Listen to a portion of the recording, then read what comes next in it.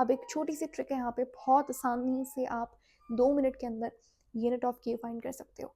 What is that?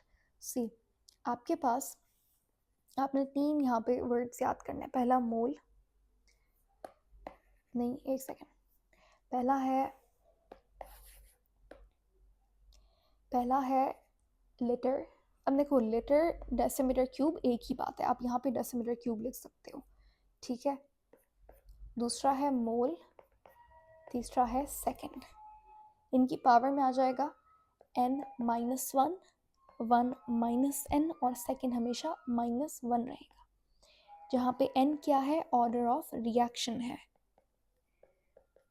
सो इस trick को इस्तेमाल करके आप किसी भी रिएक्शन का, कोई एक्सेप्शन नहीं है यहाँ पे, तो कोई टेंशन भी नहीं है, आपने आसानी से हर रिएक्शन का रेट कांस्टेंट का यूनिट आप निकाल सकते हो यूजिंग दिस।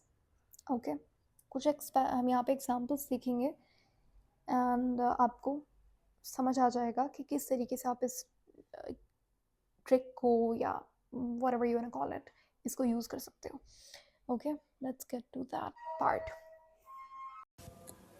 यहाँ पे हम देखेंगे कुछ क्वेश्चंस, कुछ एग्जांपल्स जहाँ आपको के का यूनिट फाइंड करना है for different given order of reactions. सबसे पहला है आपके पास zero order reaction. Order of reaction को हम बाद में डिस्कस करेंगे, इससे बाद वाली जो क्लास होगी वहाँ हम ऑर्डर ऑफ रिएक्शन को देखेंगे कि कितने तरीके का ऑर्डर होता है, ज़ीरो, फर्स्ट, सेकंड, ये सब कौन से टाइप्स हैं।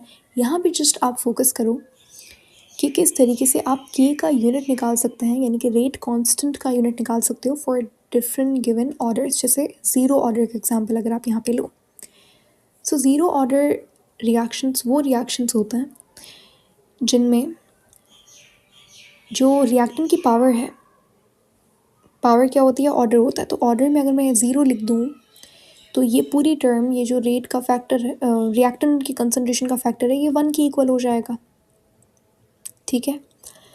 सो इस वजह से रिएक्टेंट यहाँ पे आपको लिखा हुआ नहीं मिल रहा, तो रेट इक्वल हो गया किसके, के। सो इसका मतलब जो रेट कांस्टेंट के है, एक ही बात है, देखो रेट कांस्टेंट को ही आप के से डिनोट करते हो।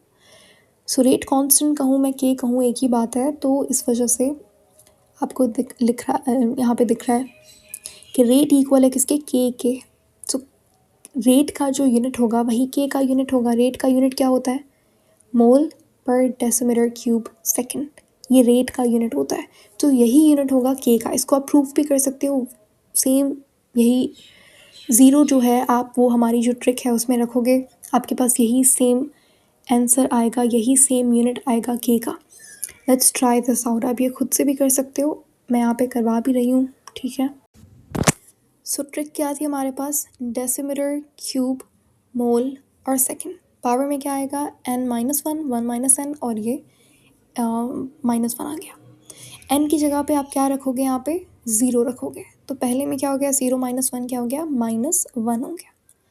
मोल की पावर में 1 - 0 हो गया, तो 1 आंसर आ गया, और -1 ही रहेगा।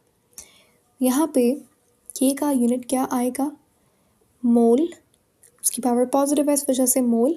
डेसीमीटर क्यूब की पावर क्या है, -1 है, तो इससे आप डिनोमिनेटर में लेकर जाओगे पॉजिटिव करने के लिए, और ये सेकंड इन्वर्स भी डिनोमिनेटर में आ जाएगा। तो इसकी यूनिट क्या आ गया, के का, फॉर ज़ीरो ऑर्डर, मोल पर डेसीमीटर क्यूब सेकंड। ये वही यूनिट है जो कि रेट का यूनिट था। तो इसका मतलब आपको एमसीक्यूज़ में बहुत बार पूछा गया है कि कौन से ऑर्डर के लिए रेट का ऑर्डर और रेट का यूनिट और के का यूनिट, दोनों का यूनिट क्या है, सेम है। सो ये आपके पास ज़ीरो ऑर्डर के लिए चीज़ पॉसिबल है। तो अब अभी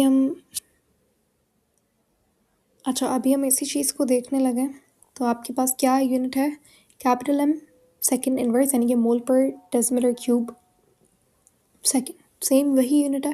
अगर आपको लग रहा है ये तो कैपिटल एम है, हमने तो मोल पर डेसीमीटर क्यूब पढ़ा है, दोनों एक ही चीज़ है। ये जो कैपिटल एम है ये मोलर कंसनट्रेशन को दिखाता है, और ये कैपिटल एम बराबर होता है मोल पर डेसीमीटर क्यूब के। तो ऑप्शंस में आपको कैपिटल एम भी दे सकता है, तो आपको पता होना चाहिए ये इक्वल है किसके, मोल पर डेसीमीटर क्यूब के, ठीक है। सेकंड इन्वर्स आ गया वहाँ पे वैसा ही।